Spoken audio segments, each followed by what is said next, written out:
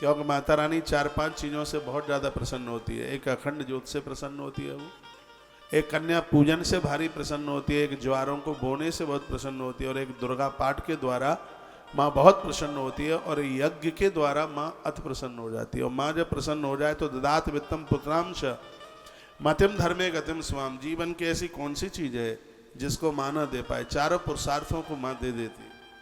आज की कथा में मैंने आपको निवेदन किया, अर्जुन ने माँ की आराधना की तो उसको पराक्रम शक्ति मिल गई।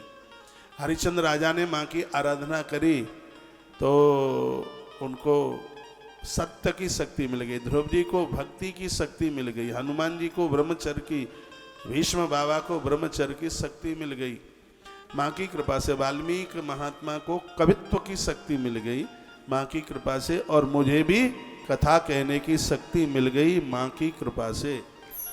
तो माँ की तो कृपा ही बड़ी अद्भुत है। और आज बड़ी कृपा है माता रानी की कि गुप्त नवरात्रा, गोपनीय नवरात्रा में हमें माता रानी के चरित्र कहने और सुनने का सौभाग्य प्राप्त हो रहा है। जब आप पूजा में से उठते हैं तो माँ को कुछ बंधन की जरूरत है।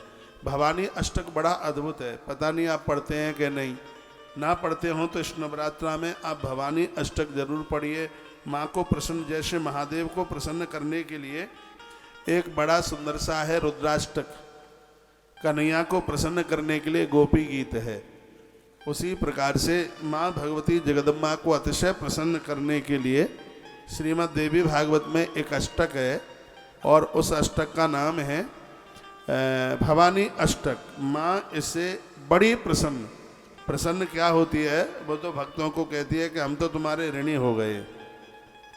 भवानी अष्टक का मैं एक श्लोक या 2 श्लोक बोले देता हूँ। न तातो न माता न बंधुर्न दाता, न पुत्रो न पुत्री न भ्रतो न भर्ता, न जाया न विद्या न वृत्तिर्ममेव, गतिस्त्वं त्वमेका भवानी।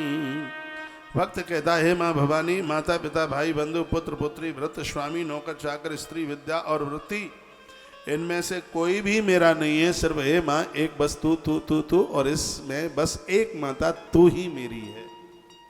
एक भक्त भगवान माँ को कहता है, न पत्नी है, न पिता है, न पुत्री है, न बेटा है, न संसार की संपदा है।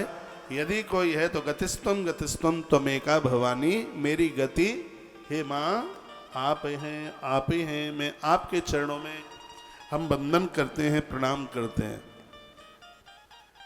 तो तेरा तुझको अर्पण, आपके पास में जो है उसको भगवान का मानिए, ईश्वर का मानिए। फिर देखिए आप कितने आनंद के साथ जीवन जी सकते हैं।